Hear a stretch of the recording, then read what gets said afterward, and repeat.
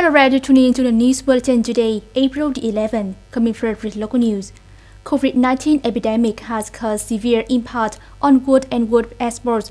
However, this sector earned $2.62 billion nationwide over the first 3 months of 2020, showing a high growth still.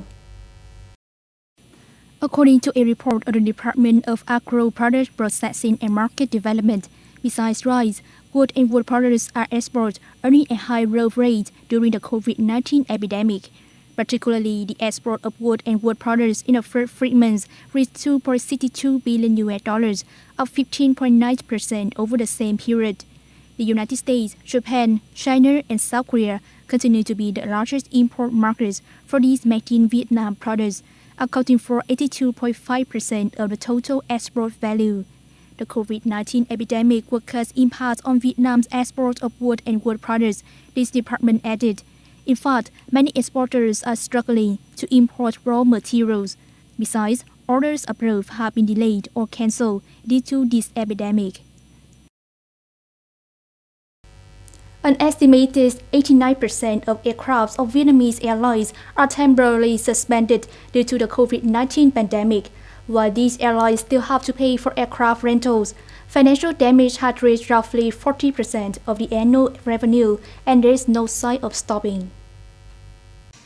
At present, epidemic prevention is a top priority, and the aviation industry had to accept the damages.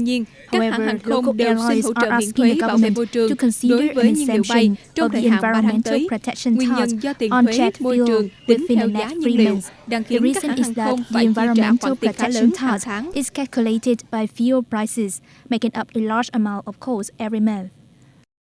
Prime Minister Nguyễn Xuân Phúc has approved a bailout package worth 62 trillion Vietnam dong to support people directly affected by the COVID-19 pandemic nationwide.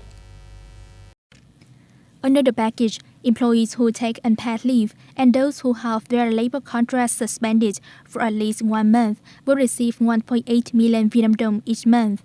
Employees who have their labor contract terminated and are ineligible to unemployment allowances, and employees who have no labor contracts and lose jobs will get a monthly allowance of 1 million Vietnam dong. Individuals business households with taxable revenue of less than 100 million Vietnam dong per year that have suspended operations since April the 1st will receive 1 million Vietnam dong per month. The duration of support will depend on the developments of the pandemic, but will not run beyond 3 months from April to June 2020. People who are policy beneficiaries will receive an allowance of 500,000 Vietnam dong each month. Poor and near-poor households will receive 250,000 Vietnam dong per month and to be met in a lump sum.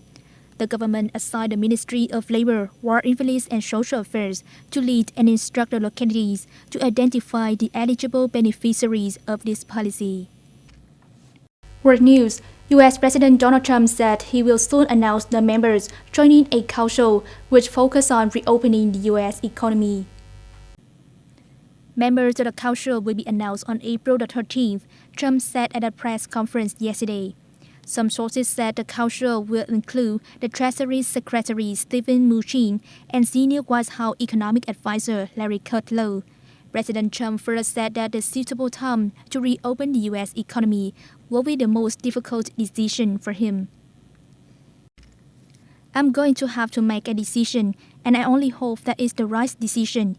We will consider a clear time, but we're not doing anything until we know that this country is going to be healthy.